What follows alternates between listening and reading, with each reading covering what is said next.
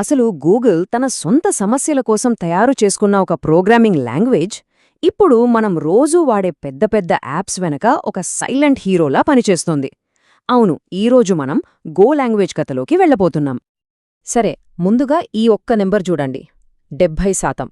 ఇప్పుడు టిక్టాక్ లాంటి యాప్ ఎంత పెద్ద స్కేల్లో పనిచేస్తుందో ఒక్కసారి ఊహించండి. దాని వెనకున్న ఆ భారీ ఇన్ఫ్రాస్ట్రక్చర్లో 70% మైక్రోసర్వీసులు గో లాంగ్వేజ్లోనే రన్ అవుతున్నాయి. అంటే దాని పవర్, దాని స్కేల్ ఏ రేంజ్లో ఉందో అర్థం చేసుకోవచ్చు.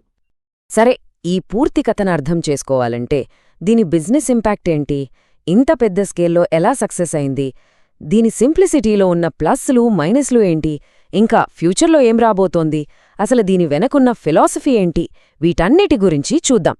పదండి, అసలు కథ మొదలుపెడదాం. ఒక అవసరం నుంచి పుట్టి ఈరోజు ప్రపంచాన్ని ఏలుతున్న ఈ లాంగ్వేజ్ జర్నీని చూద్దాం. ఒకసారి 2007కి వెనక్కి వెళదాం. అప్పుడు గూగుల్ ఒక పెద్ద సమస్యతో సతమతమవుతోంది. వాళ్ల కోడ్ బేస్ ఎంత పెద్దగా పెరిగిపోయిందంటే దాన్ని మేనేజ్ చేయడం చాలా కష్టంగా తయారైంది. సరిగ్గా అప్పుడే వాళ్లకు ఆలోచన వచ్చింది. సింపుల్గా ఉండాలి, అదే సమయంలో ఎంత పెద్ద స్కేల్కైనా పెరగగలగాలి. ఈ రెండు విషయాలను దృష్టిలో పెట్టుకుని మొదట్నుంచి ఒక కొత్త లాంగ్వేజ్ని తయారుచేశారు. అదే గో. ఇప్పుడు చూడండి, గూగుల్ క్లౌడ్, డాకర్ లాంటి క్లౌడ్ టెక్నాలజీస్ నుంచి అమెరికన్ ఎక్స్‌ప్రెస్, క్యాపిటల్ వన్ లాంటి ఫినాన్స్ కంపెనీల దాకా, ఆఖరికి మనం రోజూ చూసే నెట్‌ఫ్లిక్స్, ట్విచ్ వంటి స్ట్రీమింగ్ సర్వీసుల వరకు గో ఇప్పుడు అన్ని చోట్లా ఉంది. దీని వాడకం ఎంతలా పెరిగిపోయిందో చూడండి. అసలు ఇంతలా ఎందుకు వాడుతున్నారు?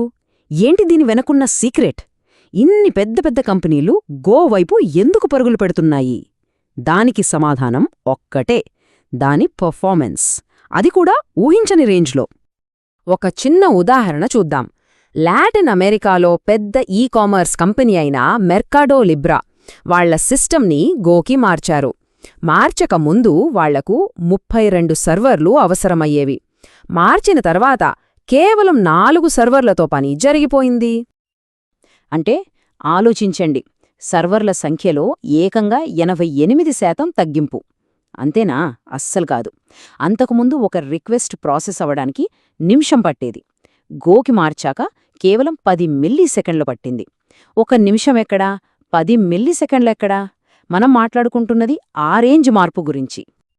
ఇంకో ఉదాహరణ, క్యాపిటల్ వన్. వాళ్ల క్రెడిట్ ఆఫర్స్ ఏపీఐని జావా నుంచి గోకి మార్చారు. ఫలితం పర్ఫార్మెన్స్ 70% పెరిగింది. మరి ఖర్చు సంగతో? ఇన్ఫ్రాస్ట్రక్చర్ ఖర్చులు ఏకంగా 90% పడిపోయాయి, 90%. ఇకని ఊబర్ లాంటి చాలా పెద్ద కంపెనీల స్కేల్లో అయితే ఈ చిన్న మార్పులు కూడా మిలియన్ల డాలర్లను ఆదా చేస్తాయి.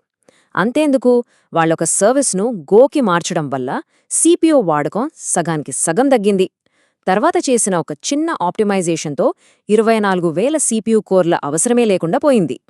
అంటే ఇక్కడ విషయం కేవలం టెక్నాలజీ గురించి కాదు, డబ్బు, పర్యావరణం అన్నిటిమీద దీని ప్రభావం ఉంటుంది. సరే, ఈ పర్ఫార్మెన్స్ అంతా బానే ఉంది, కానీ ఇది కథలో ఒక భాగం మాత్రమే. మరో ముఖ్యమైన భాగమేంటంటే గో యొక్క ఫిలాసఫీ. అదే సింప్లిసిటీ, అంటే సరళత. కానీ ఈ సింప్లిసిటీకి కూడా దాని ప్లస్లు మైనస్లు ఉన్నాయి. దీన్ని అర్థం చేసుకోవడానికి ఒక మంచి ఉదాహరణ ఎర్రర్ హ్యాండ్లింగ్. చాలా లాంగ్వేజెస్లో ఏదైనా తప్పు జరిగితే ప్రోగ్రామ్ క్రాష్ అయిపోతుంది. కాని గో అలా కాదు. అది సింపుల్గా ఓయ్, ఇక్కడేదో తప్పు జరిగింది, కాస్త చూడు అని ఒక వాల్యూనే రిటర్న్ చేస్తుంది. అంటే ప్రోగ్రామ్ ఆగిపోదు, దాన్ని ఎలా హ్యాండిల్ చేయాలో డెవలపర్కే వదిలేస్తుంది. ఇది చాలా క్లియర్గా ఉంటుంది. ఇంకో విషయం కన్కరెన్సీ, అంటే ఒకేసారి చాలా పనులు జరగటం. మామూలుగా అయితే ప్రోగ్రాంలోని వేర్వేరు భాగాలు ఒకే మెమరీ కోసం పోటీ పడతాయి. దీనివల్ల చాలా కన్ఫ్యూజన్ వస్తుంది. కాని గో ఏం చెప్తుందంటే, అలా గొడవపడకండి, ఒకరికొకరు మెసేజ్లు పంపుకోండి అని. అచ్చం క్లాసులో ఒకరికొకరు చిట్టీలు పాస్ చేసుకున్నట్టన్నమాట. ఇది చాలా ఆర్గనైజ్డ్గా, సేఫ్గా ఉంటుంది. అయితే ఈ కొత్త పద్ధతి అంత పర్ఫెక్ట్ ఏమీ కాదు. నిజానికి గోకి ఉన్న ఈ ప్రత్యేకతే కొన్ని కొత్త రకం బగ్స్కి దారితీస్తోంది.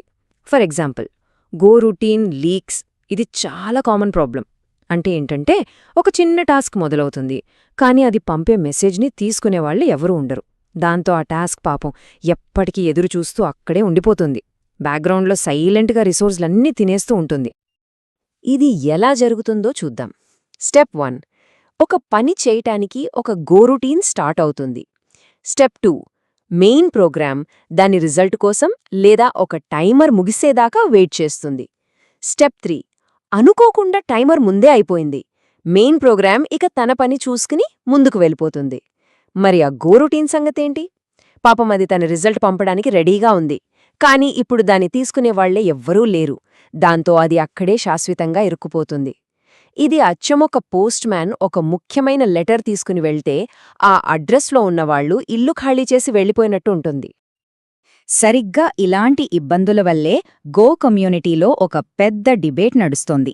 అదేంటంటే, కోడింగ్ రాసేటప్పుడు రెడీమేడ్గా ఉన్న ఫ్రేమ్వర్క్స్ వాడాలా, లేక గో లాంగ్వేజ్ ఇచ్చే బేసిక్ టూల్స్ వాడి మనకు నచ్చినట్టు కంట్రోల్లో పెట్టుకోవాలా? ఫ్రేమ్వర్క్స్ వాడితే టీమంతా ఒకేలా కోడ్ రాస్తారు, పని ఈజీ అవుతుంది. కానీ స్టాండర్డ్ లైబ్రరీ వాడితే మన చేతుల్లో పూర్తి కంట్రోల్ ఉంటుంది. దీన్నే ద గో వే అంటారు. అయితే గో టీం ఏమీ ఖాళీగా కూర్చోలేదు. వాళ్లకు ఈ సమస్యలన్నీ తెలుసు. అందుకే వీటన్నిటినీ పరిష్కరించడానికి కంటిన్యూస్గా పనిచేస్తూనే ఉన్నారు. త్వరలో రాబోతున్న వర్షన్ 1.26లో కొన్ని చాలా ఇంట్రెస్టింగ్ అప్డేట్స్ ఉన్నాయి. మొదటిది కొత్త గార్బేజ్ కలెక్టర్. దీనికి ముద్దుగా గ్రీన్ టీ అని పేరు పెట్టారు.